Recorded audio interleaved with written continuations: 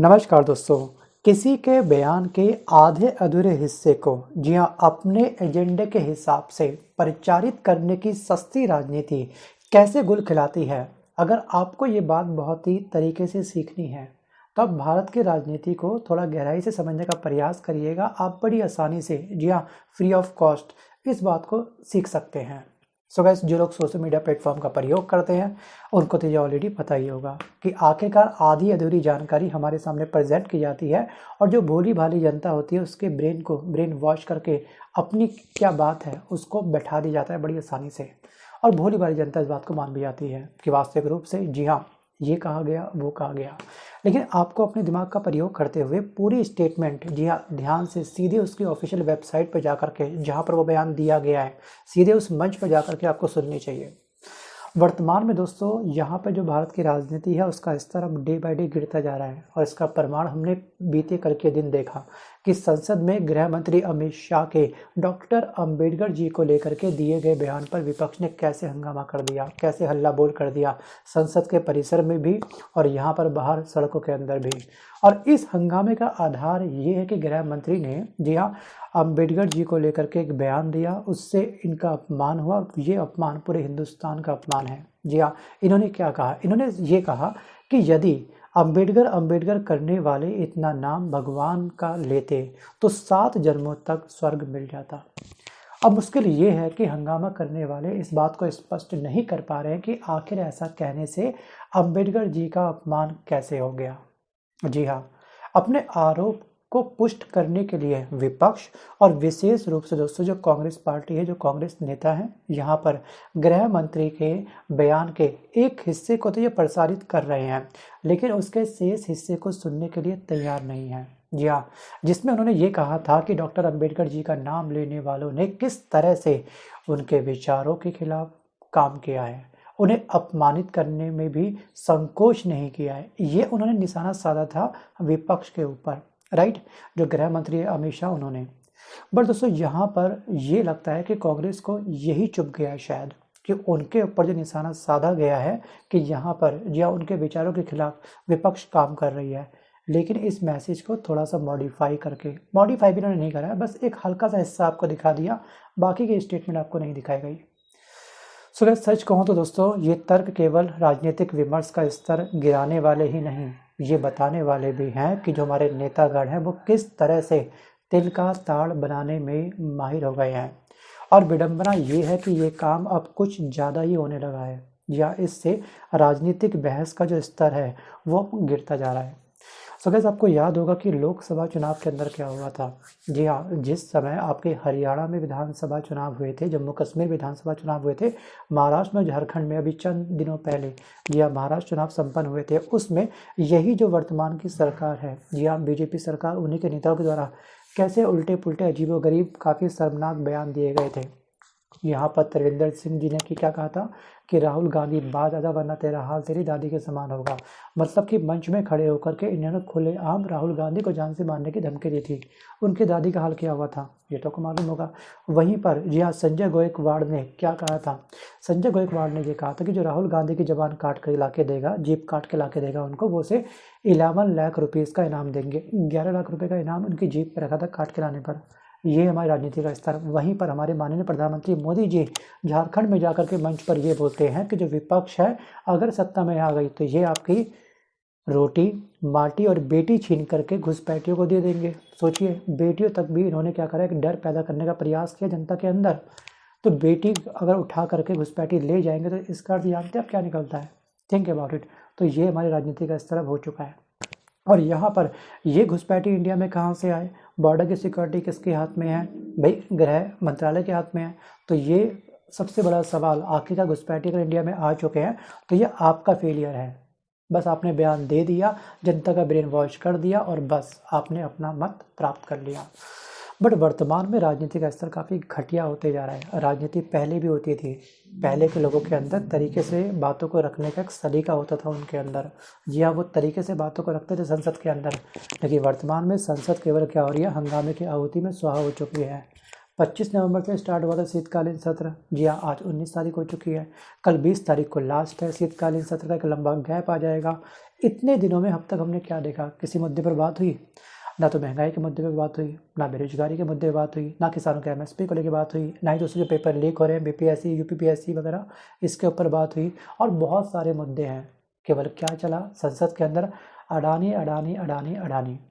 ठीक है, Soros Soros Soros Soros, जो इतिहास बीत चुका है, जहाँ उस पर इन्वेस्टिगेशन होनी चाहिए। बट इसका अर्थ ये नहीं कि आप सारे के सारे सत्रों को स्थगित कर दो। हंगामे पहले भी हुए हैं, जब विपक्ष में बीजेपी थी, हंगामे तब भी होते थे। लेकिन इस बार शायद हमारे ओम बिरला जी का पेशेंस लेवल थोड़ा सा डगमगा जाता है, इसलिए वो संसद के सत्र को तुरंत स्थगित कर देते हैं। कल आना, कल बात करेंगे इस मैटर पर। और कहीं ना कहीं इससे खामियाजा हम आम जनता भुगत रही है। तो अब जानने का प्रयास करते हैं कि आखिरकार वर्तमान में जो हमारे गृह मंत्री अमित शाह हैं, उनका आखिरकार बयान क्या था, और जो क्रॉप करा हुआ जो बयान था वो क्या था। दोनों को ध्यान से आप कंपैरिजन करिएगा और उनके स्टेटमेंट को, उनके बयान को आप पूरा सुनिएगा, और उसके बाद अपनी योग्यता के आधार पर वीडियो को पॉज करके आप मुझे कमेंट करना कि कौन सा पक्ष सही है। वर्तमान का जो सत्ताधारी सरकार है हमारी, मतलब कि बीजेपी सही है, या फिर विपक्ष की जो पार्टियां हैं वो तमाम सही हैं। अपनी राय आप मुझे कमेंट करना मत भूलिएगा। चलिए देखिए आप जल्दी से इस वीडियो को। अभी एक फैशन हो गया है, अभी एक फैशन हो गया है, आम्बेडकर आम्बेडकर आम्बेडकर आम्बेडकर आम्बेडकर आम्बेडकर। इतना नाम अगर भगवान का लेते तो 7 जन्मों तक स्वर्ग मिल जाता। साच अर्थ में आम्बेडकर जी के प्रति आपका भाव क्या है ये मैं बताता। मान्यवर, आम्बेडकर जी को देश की पहली कैबिनेट से इस्तीफा क्यों दे दिया? आम्बेडकर जी ने कई बार कहा कि अनुसूचित जातियों और जनजातियों से हुए व्यवहार से मैं असंतुष्ट हूं। सरकार की विदेश नीति से मैं असहमत हूं और आर्टिकल 370 से मैं असहमत हूं। इसलिए वो छोड़ना चाहते थे। उनको आश्वासन दिया गया, आश्वासन पूरा नहीं हुआ। उन्होंने इग्नोरेंस के चलते इस्तीफा दे दिया। और एक श्री BC रॉय ने पत्र लिखा कि आम्बेडकर और राजा जी जैसे 2 महानुभाव मंत्रिमंडल छोड़ेंगे तो क्या होगा। तो नेहरू जी ने उनको जवाब में लिखा है, राजा जी के जाने से तो थोड़ा बहुत नुकसान होगा, आम्बेडकर के जाने से मंत्रिमंडल कमजोर नहीं होता है। मान्यवर, ये विचार जो खड़गे जी कह रहे हैं ना, क्या आपत्ति है? जिसका विरोध करते हो उसका वोट के लिए नाम देना कितना उचित है? क्योंकि अब अंबेडकर जी को मानने वाले पर्याप्त संख्या में आ गए हैं, इसलिए आप अंबेडकर अंबेडकर कर रहे हो। अब इस बयान के बाद जो कांग्रेस अध्यक्ष हैं मल्लिकार्जुन खड़गे जी, उन्होंने बुधवार को ये आरोप लगाया कि गृह मंत्री अमित शाह ने बाबा साहब अम्बेडकर जी का अपमान किया है और इसलिए उन्हें तुरंत बर्खास्त किया जाना चाहिए। और इन्होंने पीएम नरेंद्र मोदी से ये कहा है कि अगर मोदी जी के अंदर यदि बाबा साहब को लेकर के थोड़ी सी भी श्रद्धा है तो वो आज रात 12 बजे से पहले पहले उन्हें कैबिनेट से हटा देंगे, मतलब कि उनको निकाल देंगे। तो यहाँ पर ये कहीं ना कहीं रिक्वेस्ट कह सकते हैं, या फिर दोस्तों ये वार्निंग दी थी मल्लिकार्जुन खड़गे जी ने पीएम मोदी को। और फाइनली उसी समय कुछ घंटे के बाद मोदी जी ने एक पोस्ट में लिखा, उन्होंने ये कहा कि अगर कांग्रेस और उसका बेकार हो चुका तंत्र ये सोचता है कि उनके दुर्भाग्यपूर्ण झूठ उनके कई सालों के बुरे कर्मों को, खासकर डॉक्टर अंबेडकर जी के प्रति उनके अपमान को छिपा सकते हैं, तो वे बहुत बड़ी गलतफहमी में जी रहे हैं। जी हाँ, गृह मंत्री अमित शाह का समर्थन करते हुए प्रधानमंत्री मोदी जी ने स्पष्ट ये लिखा है कि संसद में गृह मंत्री ने डॉक्टर अंबेडकर का अपमान करने और SC/ST समुदाय को जी हाँ अनदेखी करने के कांग्रेस के काले इतिहास को उजागर किया था, जिसको आपने मॉडिफाई करके या फिर जिसका हल्का सा थोड़ा सा अंश दिखा करके आपने इनको बदनाम करने का प्रयास किया है। जी हाँ दोस्तों, यहाँ पे ना सच में कहूँ तो इस समय दोषारोपण टॉम एंड जेरी यही गेम संसद के अंदर इस बार खेला गया है और इसका स्तर काफ़ी अधिक था, इसका स्तर काफ़ी पीक पर पहुँच चुका था और फाइनली खामियाजा किसको भुगतना पड़ा? हम आम जनता को। जी हाँ, हम आम जनता को उम्मीद थी कि शीतकालीन सत्र में महंगाई को लेकर शायद कुछ बात की जाएगी, किसानों को उम्मीद थी उनके MSP को लेकर के बात की जाएगी, महिलाओं को उम्मीद थी कि जो पर डे, जी हाँ 81 महिलाओं के ऊपर जो अत्याचार हो रहे हैं, जो रेप हो रहे हैं, उसकी संख्या में थोड़ी गिरावट आएगी। महिला की सिक्योरिटी को लेकर के यहाँ पे बात की जाएगी। जी हाँ, मणिपुर में वहाँ के आदिवासियों को ये उम्मीद थी कि शीतकालीन सत्र में उनको शायद न्याय मिलेगा। जी हाँ, बहुत सारी उम्मीदें थीं जो इस बार शीतकालीन सत्र में क्या हो गई, धराशायी हो गई। फिर हमको अब अगले सत्र का इंतजार करना होगा, क्योंकि आज 19 तारीख हो चुकी है। अभी तो फिलहाल आज का डे हमारा पूरा का पूरा अम्बेडकर जी के इस मुद्दे पर ही क्या होने वाला है। दोस्तों, भारतीय जनता पार्टी ने क्या बीते कल के दिन अपने पैर पर खुद ही कुल्हाड़ी मार दी है, या फिर कुल्हाड़ी पर पैर दे मारा है? क्योंकि इन्होंने ये बात दोस्तों संसद के अंदर कही थी, और जो वो क्लिप वायरल इस वक्त हो चुकी है, जो काफ़ी लोगों के मन में बैठ चुकी है। ध्यान रखिएगा, एक आम जनता भी इस समय सड़कों पर उतर आई है, जी हाँ, इस सरकार के खिलाफ। अब आप जितना कहते रहिएगा कि जो क्लिप है उसको क्रॉप किया गया है, क्या वो जनता जी हाँ आपकी बातों को सुनने के लिए अब तैयार है?